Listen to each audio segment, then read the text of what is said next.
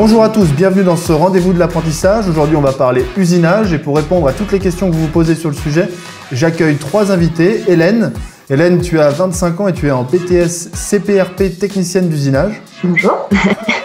Emmanuel, tu es coordinateur de pôle usinage. Bonjour. Et enfin Stéphanie, tu es conseillère d'apprentissage. Bonjour Stéphanie. Bonjour. Et moi c'est Jonathan, je pose les questions aujourd'hui, mais vous aussi pendant toute la durée du live, vous pouvez poser vos questions. On a un conseiller et un formateur du pôle formation qui sont là pour vous répondre à toutes les questions que vous vous posez sur l'usinage, sur l'alternance, toutes les questions qui vous viennent, donc n'hésitez pas.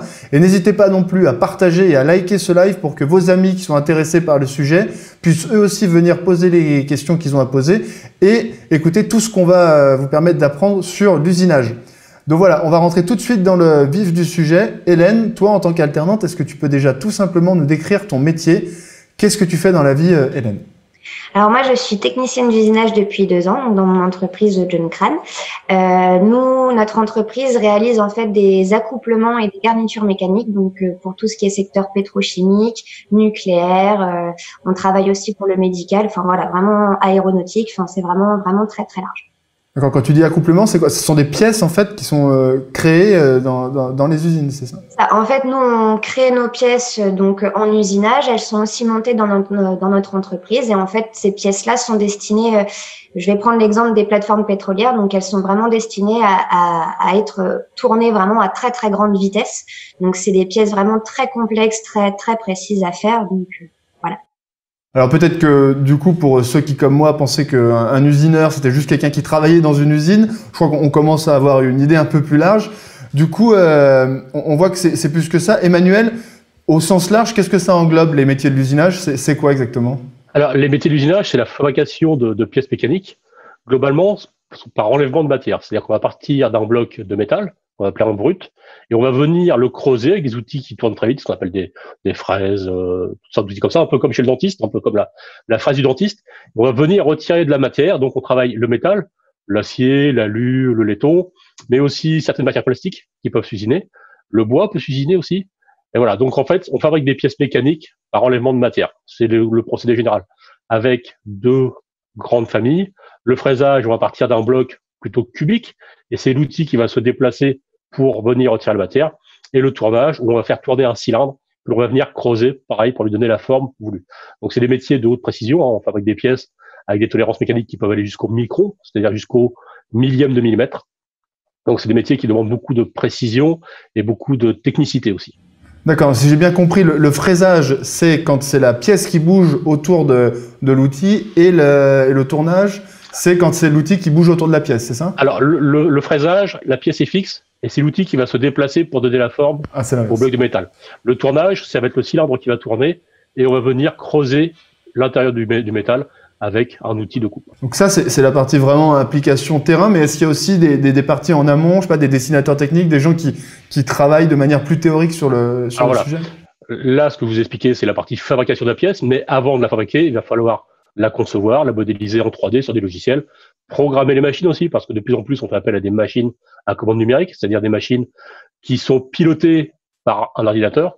Et donc, tout ça, ça va être un travail en amont, c'est-à-dire la conception, la réalisation et la définition des processus d'usinage qui sont très importantes. Fabriquer des pièces, c'est bien, mais il faut les fabriquer en qualité, en quantité, avec un coût de revient qui soit acceptable pour l'entreprise et pour le client. Ok. Bon, alors là, je pense qu'on y voit vraiment plus clair. Juste, encore une fois, n'hésitez pas à partager et à liker la vidéo pour interpeller tous les amis, tous les gens que vous pensez que le sujet peut intéresser et surtout continuer à poser vos questions aux formateurs qui sont là pour ça aujourd'hui. Du coup, maintenant, j'aimerais qu'on réponde aux questions que tout le monde se pose un petit peu sur la formation, les diplômes, l'alternance d'une manière générale. Et pour ça, on va suivre un petit peu ton parcours, Hélène. Quel a été ton parcours et pourquoi tu as choisi l'alternance? Alors moi, j'ai un parcours vraiment atypique parce que je me suis pas lancée dans l'usinage dès le départ. Donc j'ai fait un bac général économique et social. Après, j'ai fait un bac pro technicienne conseil vente en animalerie. Et suite en fait à ce bac, j'ai fait 1 an et demi d'intérim, donc en usine. Et c'est là où, en fin de compte, j'ai commencé à un peu découvrir le métier de l'usinage. Et donc, à la fin de cet intérim, je me suis rendue au salon de l'emploi pour justement voir un peu ce que je pouvais faire avec, parce que comme je n'avais pas de diplôme, donc voir vraiment ce que je pouvais faire, comment je pouvais m'orienter, etc. Si il fallait des diplômes ou quelque chose. Et du coup, en fait, grâce à ce salon, on m'a orienté vers une formation passerelle à l'UMM et après, ça a déclenché mon bac pro et là, mon BTS. D'accord, donc un parcours un peu sinueux. Stéphanie, en tant que conseillère d'alternance, est-ce qu'il y a une voie royale pour venir au pôle formation, ou est-ce que quand on est comme Hélène et qu'on a fait d'autres choix au départ, on peut toujours arriver à venir en alternance? Donc les deux sont possibles. Normalement, la voie la plus directe, ça serait après une classe de troisième d'intégrer directement un bac pro technicien d'usinage, par exemple. Pour poursuivre par la suite sur des BTS, donc on a différents BTS. Si on veut plutôt travailler en bureau d'études, on va privilégier le BTS CPI, conception de produits industriels. Si on veut travailler plutôt dans les méthodes et rester en atelier, on va plutôt prendre le BTS CPRP, donc comme Hélène, donc conception de process de réalisation de produits. Par la suite, pour les plus motivés, il y a aussi la possibilité de faire une année de spécialisation avec une licence, un bachelor ou un CQPM, et également on peut intégrer une école d'ingénieur. Donc après, en termes de profil, tout le monde ne sait pas ce qu'il veut faire à 14-15 ans. Et donc, on a de plus en plus de jeunes en réorientation parce qu'ils se retrouvent plus dans le domaine général, le domaine scolaire. Et donc, notre rôle aussi, c'est de les accompagner au mieux vers les formations que l'on propose. En termes de pôle formation, donc on a toutes ces formations en alternance et ce sont des formations qui sont plébiscitées par nos jeunes puisqu'ils vont pouvoir travailler directement au sein de l'entreprise à 50% de leur temps avec un tuteur. C'est des formations qui sont financées par l'entreprise, qui sont rémunérées et gratuites. D'accord, donc juste pour appuyer un petit peu plus là-dessus, parce que je pense qu'il y a plein de gens qui nous regardent et qui, comme tu disais, viennent un peu d'ailleurs et qui se demandent est-ce que moi je peux encore aller en alternance? C'est possible, il n'y a pas donc de parcours classique. Et puis est-ce que ça amène quelque chose justement dans les promos, d'avoir des gens qui viennent d'un peu partout et qui n'ont pas la même expérience, pas le même âge forcément? L'avantage, c'est que chaque parcours va avoir un savoir-être, va avoir des compétences particulières et du coup, chaque jeune va s'enrichir. Nous, c'est vrai qu'en termes de pédagogie, on les fait beaucoup travailler en groupe. Et du coup, le fait de venir de parcours différents, ils vont amener chacun leur pièce, on va dire, à l'édifice. Donc maintenant, là, les gens qui nous regardent savent qu'ils peuvent venir, du coup. Ils se sont inscrits, le mois de septembre est arrivé. Au niveau des cours, au niveau de la formation, au pôle formation, comment ça se passe en classe, en atelier? Vous êtes nombreux, d'ailleurs, est-ce qu'il y a des classes, des ateliers? Explique-nous un petit peu fais-nous un petit peu le portrait de comment ça se passe au pôle formation. Donc oui, on a des ateliers, donc on est à peu près une quinzaine en classe.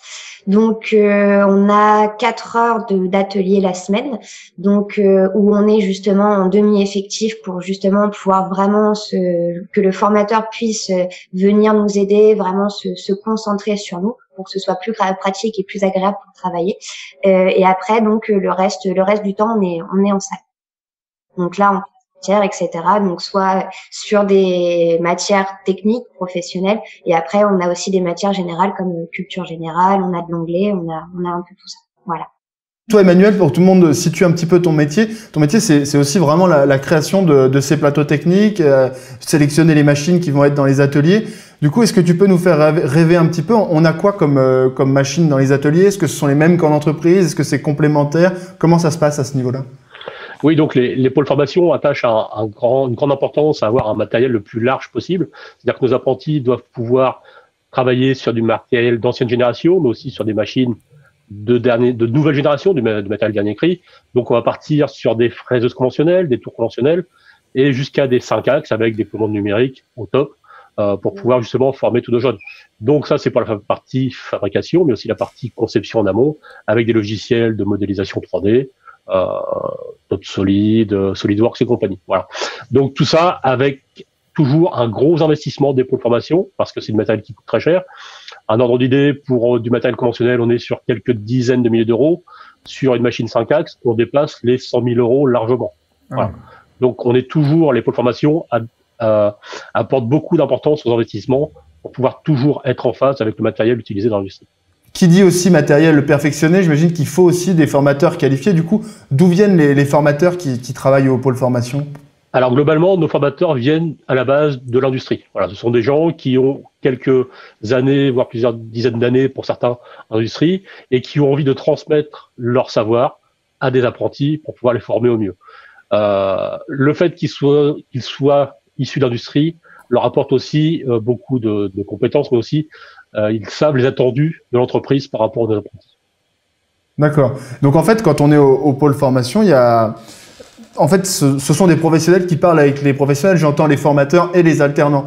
En fait, il y a moins ce rapport prof-élève qu'il peut y avoir dans d'autres structures. On a un rapport quasiment de collègues, quoi. Enfin, Tout à fait, voilà. On est plus sur le formateur en centre et prendrait plus la place d'un tuteur en entreprise. Voilà. C'est-à-dire qu'il laisse aussi l'autonomie aux apprentis. Ils ont un projet, ils ont une pièce à réaliser, et lui est là pour les accompagner, pour leur apprendre.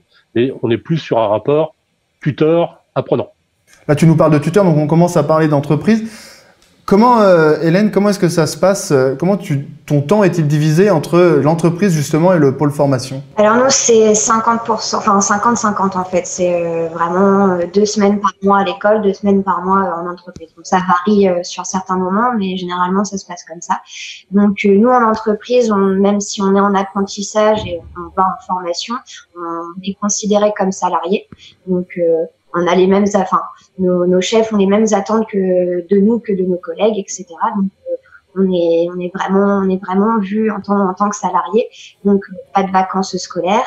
On a les 5 semaines de vacances comme un salarié. On est rémunéré comme un salarié. On est soumis aux mêmes règles qu'un salarié. Enfin, voilà, on est apprenant, mais avant tout, on est quand même salarié et on représente notre entreprise autant en formation que n'importe où. Voilà. Et toi, à choisir sur le 50-50, tu préfères le temps en entreprise ou le temps en... Ça dépend. Ça dépend. Il y a des moments où, oui, plus généralement, oui, je préfère être en entreprise parce que, bah voilà, j'ai 25 ans, donc, la vie professionnelle, c'est vraiment ce qui m'attire. Mais après, à contrario, c'est vrai que de temps en temps, me retrouver à l'école, c'est un peu plus reposant. On retrouve des horaires normales, plus cadrés. Ça reste quand même plaisant. Et par rapport à ton métier, vraiment, qu'est-ce qui te passionne dans ton métier? Qu'est-ce qui t'attire vraiment? Qu'est-ce qui te nourrit au quotidien dans ce métier? Alors, c'est un métier, en fait, où on est tout le temps sollicité au niveau réflexion, etc. On a une pièce, on a un plan, et après, c'est à nous de dire à la machine, on veut qu'elle fasse ça, l'outil, il fasse telle ou telle opération. Donc, ça reste quand même un métier où, voilà, on a besoin de se concentrer, on a besoin d'être vraiment très assidu, comme disait Emmanuel tout à l'heure, on a des cotes à respecter, donc voilà, ça va au centre, c'est du centième, du dixième, mais même au micro, donc ça reste vraiment très précis. On travaille sur des pièces très complexes, on travaille pour le nucléaire, pour des secteurs comme la pétrochimie, donc ça reste quand même des milieux où le facteur humain est important, donc on a vraiment pas le droit à l'erreur et ça en tire quand même une certaine satisfaction par rapport à ça. Être une femme dans l'industrie, comment ça se passe? Parce qu'il y a peut-être des filles qui regardent la vidéo là et qui se demandent, ou peut-être, je sais pas, des a priori, ou comment c'est d'être une femme dans l'industrie aujourd'hui? Moi, j'adore. Je m'entends, enfin, mes collègues sont vraiment très agréables avec moi, autant que ce soit mon tuteur que mes autres collègues qui travaillent avec moi, dès qu'ils voient que la pièce va être un petit peu trop lourde pour moi, ils sont toujours derrière moi pour m'aider, ils m'apportent énormément de conseils. Enfin voilà, c'est vraiment, si on doit donner un nom à ça, moi j'ai l'impression que c'est ma petite famille, j'ai mon petit papa de mon entreprise, mon grand frère. Enfin voilà, ça reste vraiment très familial, très très convivial et c'est génial. Et le fait que je sois une fille, ça pose vraiment aucun problème. Au contraire, ils apprécient le fait que je sois là parce qu'une fille justement est plus consciencieuse, plus rigoureuse au niveau organisation, au niveau travail, au niveau de tout ça. Et paf, les mecs, dans la gueule. Et du coup, cette nouvelle famille, tu l'as trouvée comment? Alors au début, donc pour accéder au pôle formation, donc on passe des tests, donc pour voir comment on est. Donc suite à ces tests, on obtient une liste d'entreprises à contacter, et ensuite le pôle formation en fait a organisé un job dating où du coup l'entreprise vient recruter l'apprenant en face à face. D'accord. Stéphanie, là, j'entends parler de job dating. Est-ce que tu peux nous expliquer un peu, c'est quoi? C'est une des armes que vous avez dans votre arsenal pour aider les jeunes à trouver leur entreprise? Parce que je sais que ça, pour les jeunes qui nous regardent en ce moment, par exemple, c'est souvent peut-être un sujet d'inquiétude. Comment je vais trouver mon entreprise? Aller avec mon petit CV, ma lettre de motivation. Tu peux nous expliquer un petit peu comment vous aidez les jeunes à ce niveau-là? Alors justement, on a plusieurs outils pour cela. Comme le disait Hélène, quand on s'inscrit au pôle formation, en fait, l'objectif pour nous, c'est d'évaluer la motivation des candidats pour intégrer une formation industrielle en alternance. Une fois qu'on a détecté donc des candidats qui le méritent, on va les aider à retravailler leur CV pour les rendre plus attractifs. On leur donne une liste d'entreprises également et on organise chaque année des job dating donc pour qu'ils puissent rencontrer des recruteurs et échanger directement avec eux. Donc, c'est des événements qui sont très appréciés et par les entreprises et par les jeunes et qui conduisent généralement à plusieurs signatures de contrats. Après, on a également des entreprises partenaires qui nous transmettent directement leurs besoins en compétences avec les profils qu'ils recherchent.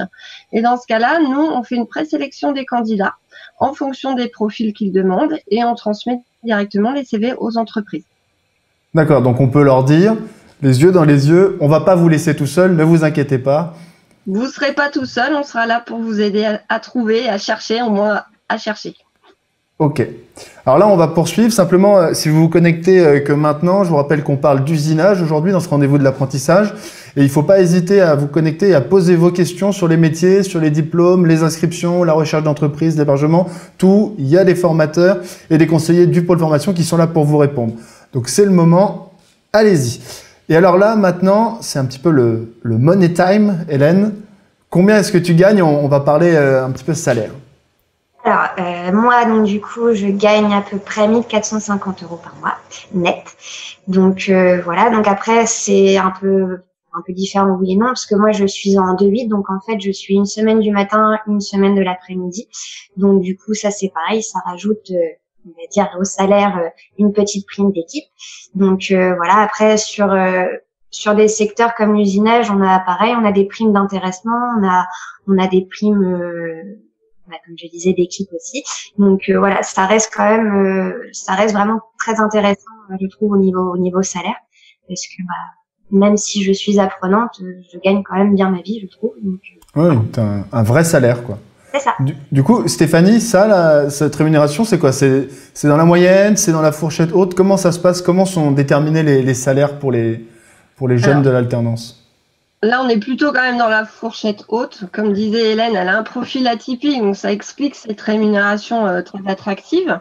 Après, il n'y a pas de généralité. Par rapport à la rémunération, on va prendre en compte l'âge du candidat, son parcours et également son entreprise d'accueil.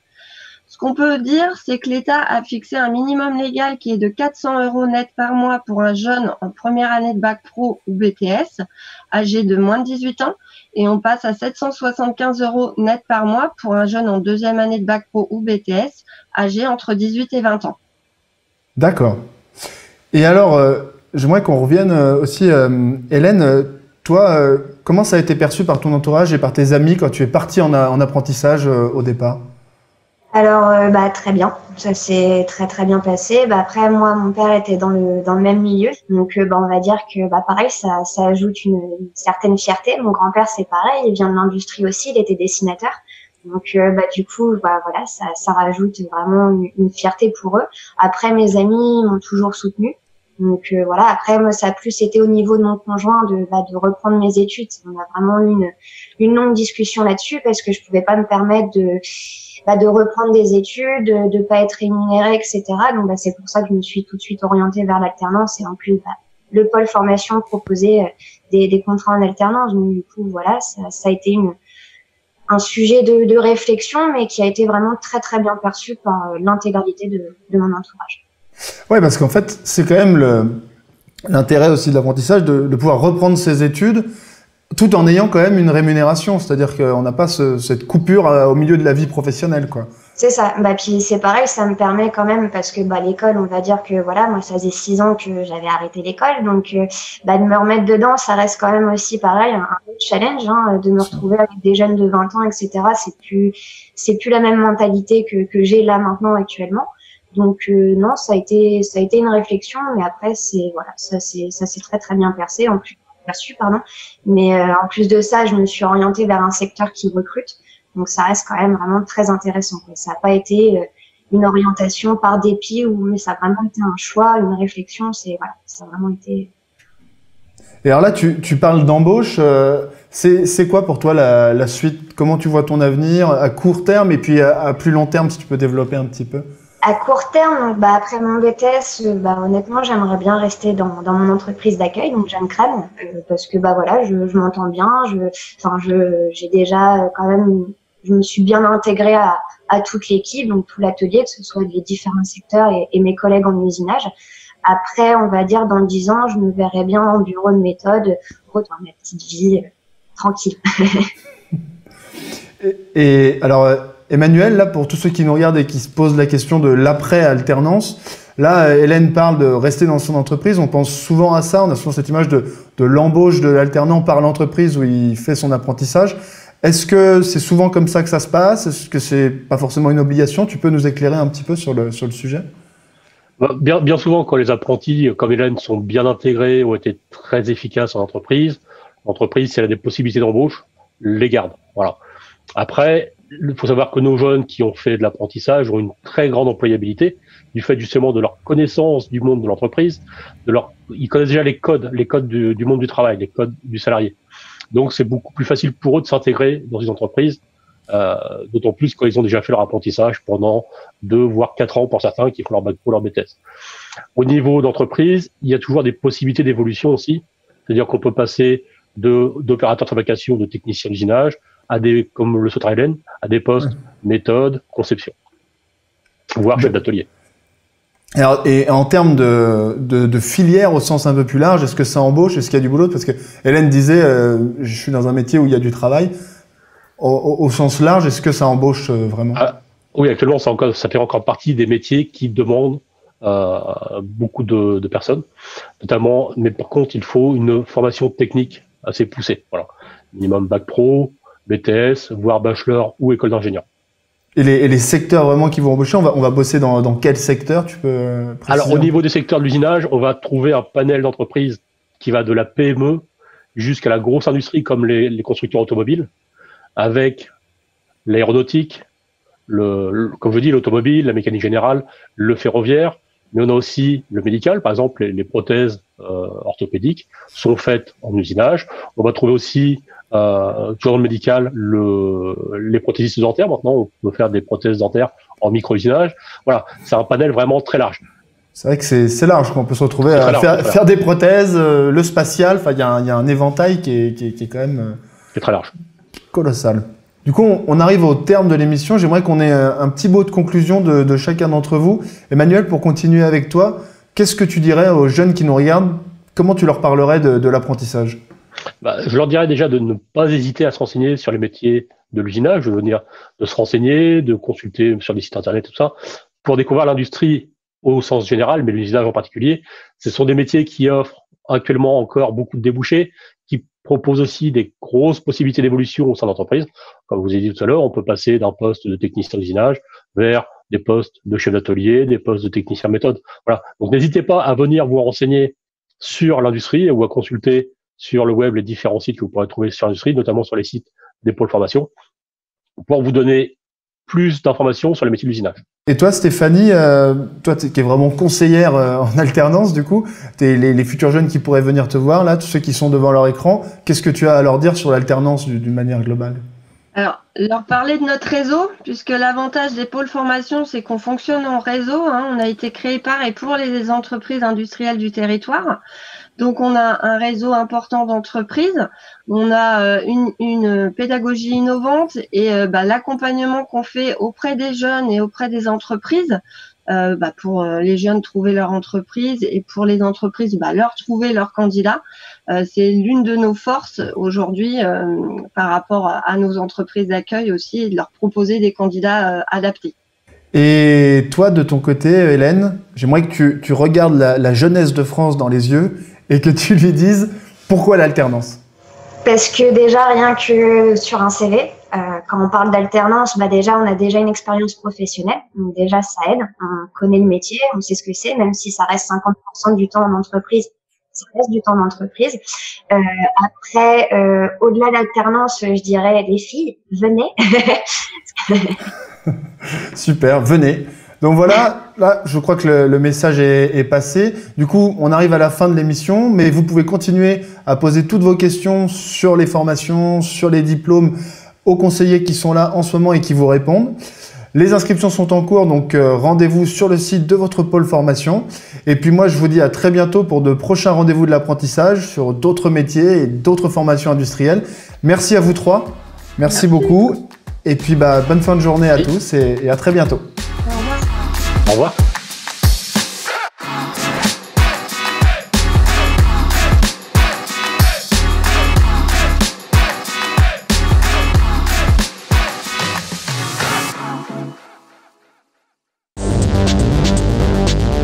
Faire quelque chose de concret. Avoir un bon salaire. Travailler en équipe. Avoir des responsabilités. Être créatif. Avoir l'avenir qu'on imagine. C'est faire son choix. Viens découvrir les métiers de l'industrie Au pôle formation UIMM.